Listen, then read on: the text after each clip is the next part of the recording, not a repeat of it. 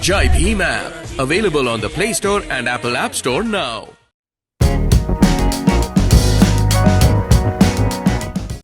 Supreme court ने सरकारी नौकरियों में अनुसूचित जातियों और अनुसूचित जनजातियों को पदोन्नति में आरक्षण देने के लिए कोई मानदंड तय करने से इनकार कर दिया। न्यायमूर्ति एल नागेश्वर राव की अध्यक्षता वाली 3 सदस्यीय पीठ ने कहा कि राज्य सरकारें SC/ST के प्रतिनिधित्व में कमी के आंकड़े एकत्र करने के लिए बाध्य है।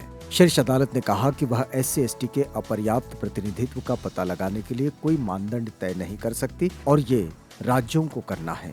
कोर्ट ने कहा कि नागराज और जर्नैल सिंह ये दोनों मामले में संविधान पीठ के फैसले के बाद शीर्ष अदालत कोई नया पैमाना नहीं बना सकती।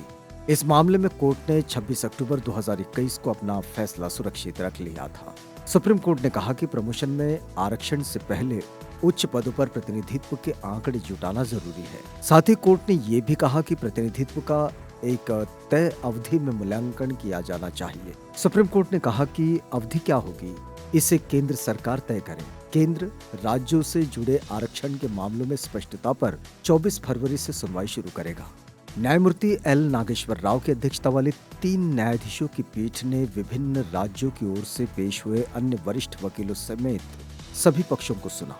केंद्र ने पीठ से कहा था कि यह सत्य है कि देश की आजादी के 75 साल बाद भी SC/ST समुदाय के लोगों को अगड़े वर्गों के समान मेधा के स्तर पर नहीं लाया गया है। वेणुगोपाल ने दलील दी थी कि SC और ST समुदाय के लोगों के लिए ग्रुप A श्रेणी की नौकरियों में उच्चतर पद हासिल करना कहीं अधिक मुश्किल है और वक्त आ गया है कि रिक्तियों को भरने के लिए शीर्ष न्यायालय को SC/ST तथा OBC के वास्ते कुछ ठोस आधार देना चाहिए।